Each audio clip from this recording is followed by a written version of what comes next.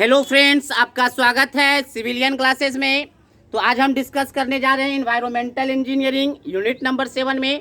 कुछ पार्ट बच गया था तो उसके बारे में चर्चा करने जा रहे हैं। तो उसमें एक टर्म पढ़ना है प्यारे बच्चों, नाडेप, या उसी को बोलते हैं वेर्मिकल्चर।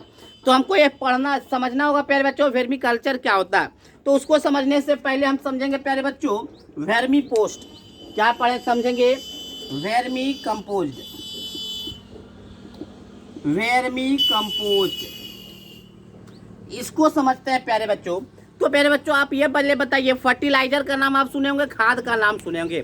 तो जो खाद होता है वो आपका आर्टिफिशियली रूप से फैक्ट्री में तैयार किया जाता है। ये तो आपको पता है कि खाद क्या होता है, फर्टिलाइजर क्या होता है, वो आर्टिफिशियल रूप से फैक्ट्री में तैयार किया जाता है।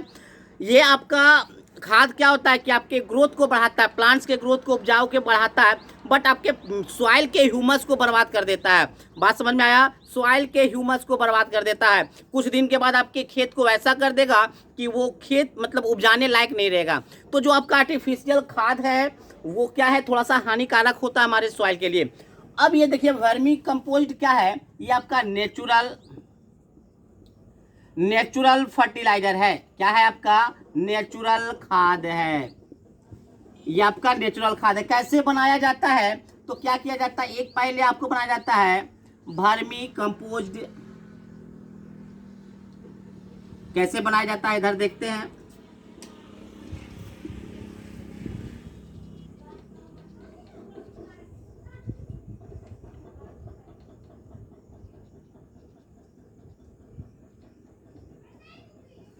पहले बच्चों सबसे पहले क्या बनाया जाता है, वर्मी कंपोस्ट पिट बनाया जाता है। वर्मी कंपोस्ट या वेर्मिकल्चर पिट बनाया जाता है। मतलब समझ लीजिए कि एक तरह का ईटा का बनाया हुआ एक क्या है, गड्ढा है, मतलब ब्रिक मैसोनरी का बनाया गया एक पीठ है। इसके अंदर क्या रखेंगे, आपको खाद बनाना है। कैसे बनाएंगे? तो इसके अंदर क्या रखेंगे, आपका कैटल डक्स रखेंगे, मतलब गाय का गोबर रखेंगे, फिर आपके पास लकड़ी का भूसा रखेंगे, चावल का भूसा रखेंगे, वेजिटेबल वेस्ट रखेंगे, आपका म्युनिसिपल वेस्ट रखेंगे, और उसको क्या करेंगे, उसको मिलाते रहेंगे। और इसको जो है धूप से, मतलब इसके ऊपर क्या लगा, शेल्टर लगा देंगे, एक छत लगा देंगे, ताकि ये जो है धूप से आपका बचते रहे, पानी से बचा हुआ रहे। अब क्या करेंगे प्यारे बच्चों, जब हम वर्मी कंपोस्ट बनाते हैं, मतलब नेचुरल फर्टिलाइजर जब बनाते हैं, तो इसके अंदर 40 से 50 आपका क्या डाल देते हैं, वॉर्म डाल देते हैं। क्या डालते हैं? वॉर्म। वॉर्म कहने का मतलब है केचुआ। वॉर्म कहने का मतलब क्या है प्यारे बच्चों? केचुआ। केचुआ क्या करता है, केचुआ का काम क्या है इसमें कि वर्मी कंपोस्ट को क्या करता है और अच्छी तरीके से बनाने में मदद करता है। और प्यारे बच्चों जब ये जितना भी हम डाले हैं ऑर्गेनिक का मटेरियल ही डाले, ऑर्गेनिक मैटर डाले, जितना भी हम गाय का गोबर डाले हैं, हम ये सब्जी का वेस्ट डाले हैं, फिर हम यहाँ पे बहुत सा जो भी वेस्ट यहाँ पे डाले हुए हैं, वो सारा का सारा क्या है, ऑर्गेनिक मैटर है। जब ये ऑर्गेनिक मैटर न्यूट्रिएंट्स में बदलते रहेगा तो क्या होगा, ये जो वॉर्म है, वॉर्म क्या करता है, इजीली से कन्वर्ट करता है ऑर्गेनिक मैटर को किसमें न्यूट्रिएंट्स में मदद करता है कन्वर्ट करने में।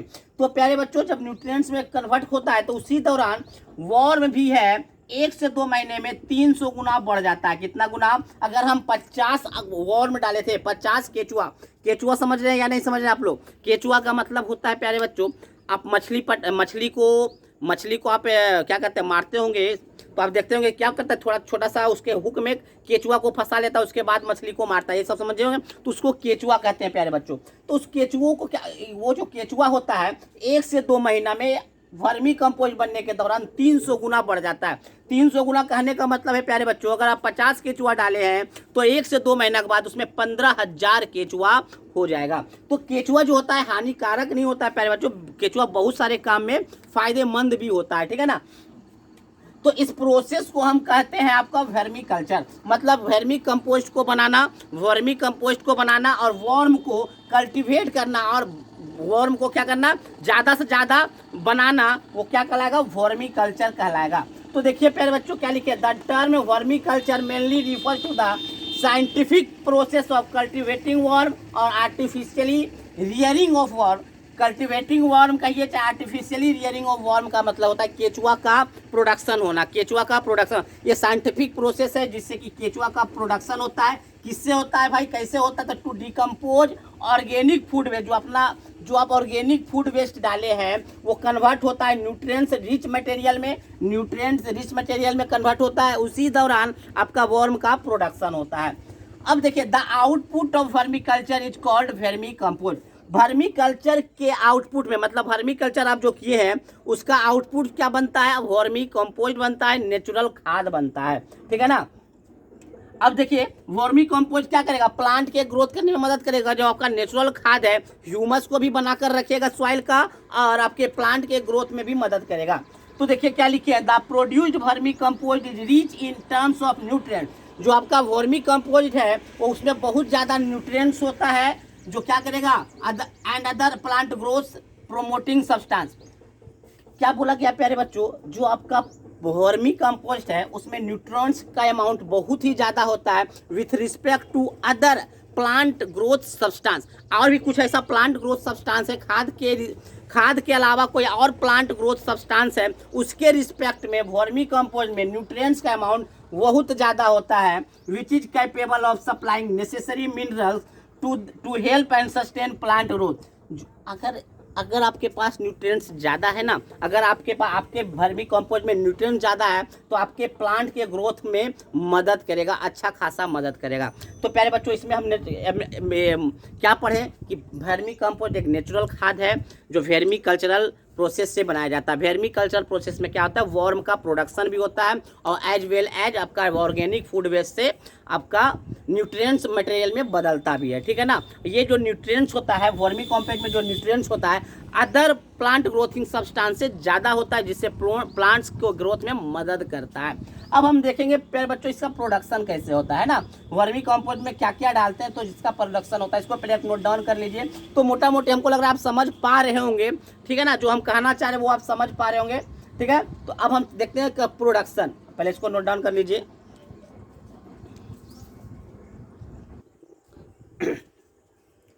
प्यारे बच्चों अब हम देखेंगे वर्मी कंपोस्ट प्रिपरेशन, कैसे हम वर्मी कंपोस्ट को प्रिपेयर करते हैं, कौन कौन से मटेरियल यूज करके करते हैं। तो पहले भी बता चुके हैं गाय का गोबर, मतलब गोबर होता है, गाय का ही गोबर क्यों, भैंस का भी गोबर हो सकता है। गोबर होता है, कैटल डग होता है और आपका क्या कहता है चावल का भूसा होता है, लकड़ी का भूसा होता है, आपका वेजिटेबल वेस्ट होता है, आपका बायोगैस प्लांट से जो आपका लिक्विड निकलता है वो सब होता है ना। तो देखते हैं प्यारे बच्चों वर्मी कंपोस्ट प्रिपरेशन कैसे करते हैं। The primary components use in the preparation of vermicompost includes different types of waste. क्या बोले प्यारे बच्चों? प्राइमरी कंपोनेंट्स यूज करते हैं, बहुत सारे कंपोनेंट्स यूज करते हैं प्रिपरेशन ऑफ वर्मी कंपोस्ट में, जो कि क्या क्या है? Including the house hold garbage, आपके घर से जो कचरा निकलता है उसका मतलब कचरे से बनाते हैं। इंडस्ट्रियल वेस्ट भी होता है जो लिक्विड फॉर्म में होता है। वेस्ट फ्रॉम द म्यूनिसिपैलिटी भी होता है। तो बहुत सारे म्यूनिसिपालिटी वेस्ट को हम यूज नहीं करते, कुछ म्यूनिसिपालिटी जो ऑर्गेनिक नेचर का होता है वैसे ही वेस्ट को हम यूज करते हैं। And also use dry leaves करने का मतलब है सूखा पत्ता। कैटल डंग्स करने का मतलब है कि जानवर का आपका गोबर। सॉ डस्ट करने का मतलब है लकड़ी का भूसा। पैडी हस्क करने का मतलब है आपका ये धान का जो होता है भुस्सी टाइप का धान का। Salary from the biogas plant, biogas plant से जो सैलरी निकलता है, जो वेस्ट निकलता है वो। Vegetable waste are basic material and the ये सब आपका क्या है? बेसिक मटेरियल है। And the vermiculture process should be done under shelter. तो ये सब जब भी मिलाएंगे तो एक क्या कहेंगे, एक हम क्या बोले थे आपका वर्मी कल्चर पिट में मिलाते, एक बर्तन नहीं ब्रिक मैसोनरी का बना हुआ होता है तो उसमें मिलाते हैं। तो उसको क्या करते हैं? शेल्टर की मदद से, मतलब करने का मतलब है कि एक छत दे देते हैं। शेल्टर करने का मतलब है छत देना। Should be done under shelter, एक छत के अंदर करते हैं ताकि to avoid direct sunlight and flooding by heavy rain, ताकि हमारा जो ये वर्मी कल्चरल प्रोसेस है वो डायरेक्ट सनलाइट से और हैवी रेन से बचा हुआ रहे। ठीक है प्यारे बच्चों। अब हम देखेंगे मेरिट ऑफ वर्मी कंपोस्ट का मेरिट्स क्या है, क्या क्या नेचुरल खाद का क्या क्या मेरिट है वो देखते हैं। इसको भी नोट डाउन कर लीजिए।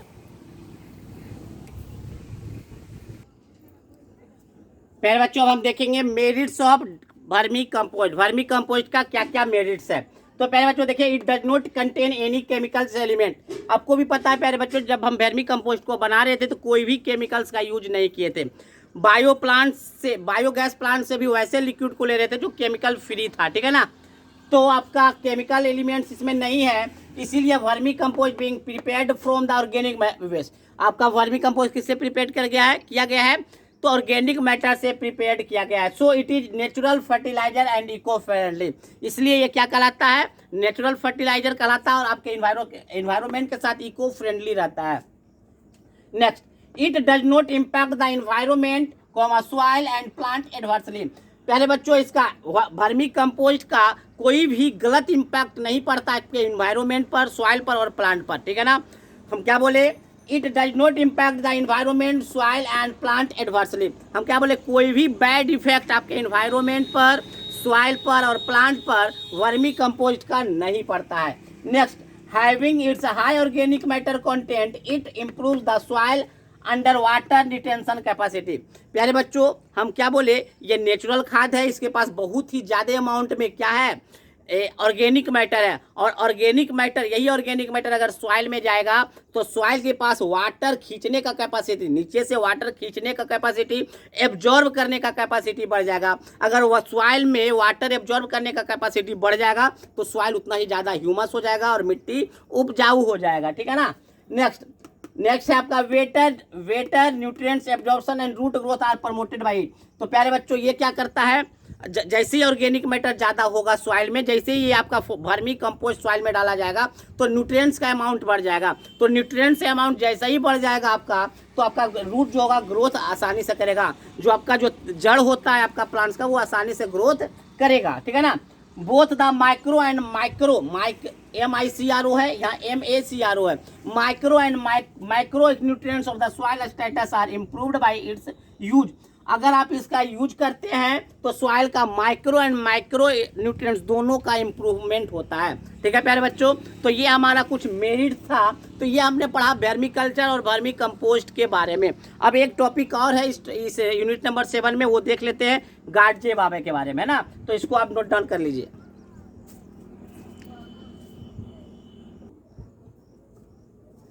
प्यारे बच्चों, इस यूनिट नंबर 7 में एक टॉपिक पढ़ना था, संत गाडगे बाबा स्वच्छता अभियान। संत गाडगे बाबा स्वच्छता अभियान, तो समझिए प्यारे बच्चों ये है क्या।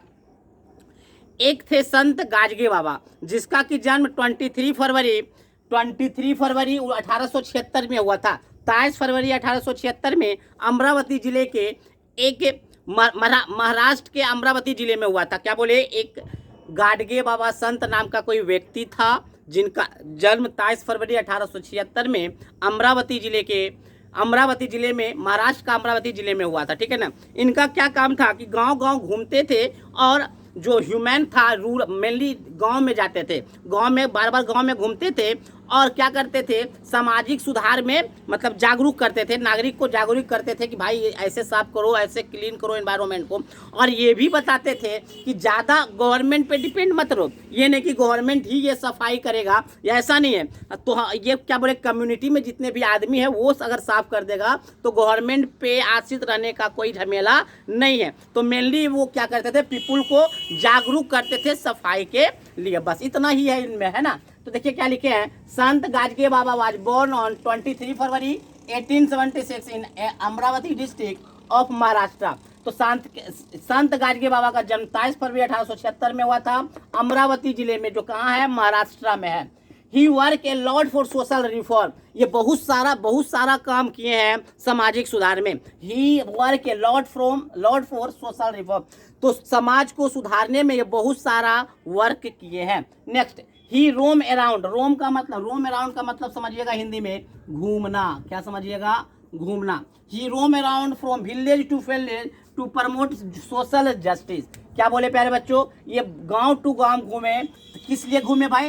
तो सुधारने के लिए, सोशल मतलब समाज को सुधारने के लिए वो क्या किए? गांव टू गांव वो पर घूमते थे, ठीक है ना। He mains aim is to clean the rural environment. इनका मेन एम क्या था कि गांव का जो इन्वायरमेंट है वो क्या हो? साफ सुथरा हो। संत गाडगे बाबा ग्राम स्वच्छता अभियान is an innovative experiment based exclusively on community participation. ये मेनली क्या बता कि कम्युनिटी के जो पीपुल है वही अगर पार्टिसिपेट करेगा तो क्या हो जाएगा, हमारा रूरल जो होगा, जो हमारा गांव का जो इन्वायरमेंट है वो स्वच्छ हो जाएगा, है ना। तो मेनली वो क्लीन पे ही बात करते थे, रूरल इन्वायरमेंट पे मेनली वो फोकस किए थे। It aims to reduce dependency on government. ये बोले कि इनका एम था कि गवर्नमेंट पे ज़्यादा डिपेंड नहीं होना है, स्वच्छता के मामले में गवर्नमेंट पे ज़्यादा हमको डिपेंड नहीं होना है।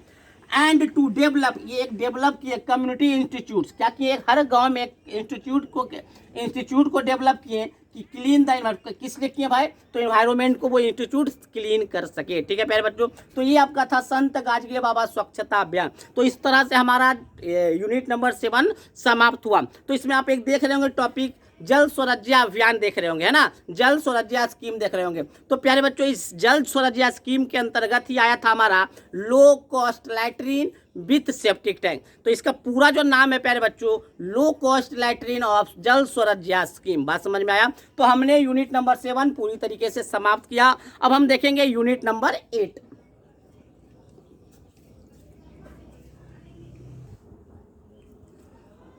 प्यारे बच्चों अब हम देखेंगे प्लम्बिंग। यूनिट नंबर 8 है आपका प्लम्बिंग के बारे में। तो प्लम्बिंग क्या है, वाटर डिस्ट्रीब्यूशन सिस्टम को या आपका ड्रेनेज सिस्टम को सही करने के लिए आपको पाइप घर में बिछाते हैं। तो पाइप को बिछाने में बहुत सारा पाइप लगता है, बहुत ज़्यादा ड्रेन्स लगता है। ड्रेन्स करने का मतलब नाली का पाइप लगता है, बहुत सारा उसको फिट करने के लिए वॉल्व लगता है।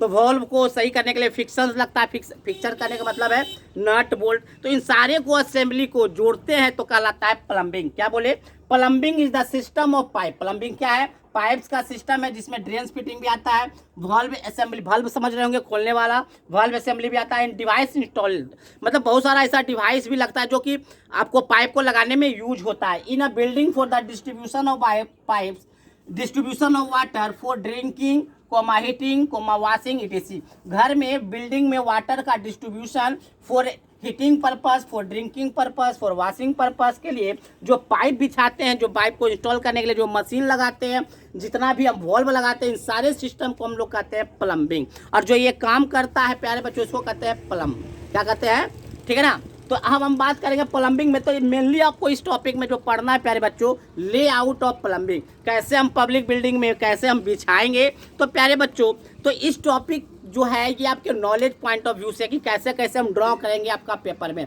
तो प्यारे बच्चों ये जो टॉपिक है आपका एग्जाम के व्यू से, आपके सेमेस्टर एग्जाम या competition of point of exam, competition exam के पॉइंट ऑफ व्यू से ये इंपॉर्टेंट नहीं है, ये आपके नॉलेज पॉइंट ऑफ व्यू से इंपॉर्टेंट है कि कैसे कैसे हम पाइप को हम घर में बिछाएंगे, ठीक है ना। तो बट इससे एक या दो ऑब्जेक्टिव आता है, तो आता कहाँ से कि सॉइल पाइप कैसे लगाते हैं, सॉइल पाइप क्या होता है, वेंट पाइप क्या होता है, वाटर क्लोजेट क्या होता है, तो इन सब से आता है, ना कि लेआउट करने के लिए आपको आएगा। लेकिन आपको पढ़ना लेआउट है, इस टॉपिक में आपको पढ़ना लेआउट है, लेकिन लेआउट आपको नहीं आएगा, ठीक है ना। तो आएगा क्या वो हम आगे देखेंगे। तो यूनिट नंबर 8 में हम लोग कुछ नहीं पढ़ने वाले क्योंकि लेआउट आने वाला नहीं है, और लेआउट और इस चैप्टर में आपको सिर्फ लेआउट पढ़ना है, तो लेआउट तो हम लोग नहीं पढ़ेंगे। बट अभी हमारा 3.2 पूरे एनवायरमेंटल इंजीनियरिंग में अब सिर्फ हम मेरा जो बचा हुआ है वो 3.2 बचा हुआ है। तो 3.2 हम अगले लेक्चर में देखेंगे। इसी अगले लेक्चर में हम प्लम्बिंग से रिलेटेड जो भी ऑब्जेक्टिव होगा जो हम यहाँ पे 3.2 में देख लेंगे एक साथ, ठीक है ना। तो इस तरह से हमारा 7 यूनिट खत्म और यूनिट नंबर 8 भी खत्म। तो प्यारे बच्चों यूनिट नंबर 8 में सोचते होंगे आप क्या सर पढ़ाए, ये तो खत्म हुआ नहीं। तो प्यारे बच्चों मेनली हमको जो पढ़ना था यूनिट 8 में वो पढ़ना था लेआउट के बारे में। और आप अगर आप मार्क्स का डिस्ट्रीब्यूशन भी देखिएगा अपने सिलेबस में तो शायद 1 या 2 मार्क्स लिखा हुआ होगा, लेकिन वो भी आने वाला नहीं है प्लम्बिंग से, क्योंकि इसमें कोई क्वेश्चन बनता ही नहीं है, ना तो 6 मार्क्स का ना तो 4 मार्क्स का। एक ऑब्जेक्टिव बनता है, तो वो ऑब्जेक्टिव को हम क्या क्लियर कर देंगे जब हम 3.2 पढ़ाएंगे अगले लेक्चर में। तो आज उम्मीद था प्यारे बच्चों 3.2 भी हम समाप्त करने का कोशिश करेंगे। नाइट तक आपका 3.2 मतलब आज हम पूरे के पूरे एनवायरनमेंट खत्म करने का कोशिश करेंगे, ठीक है ना। तो आज के लिए बस इतना ही, थैंक यू।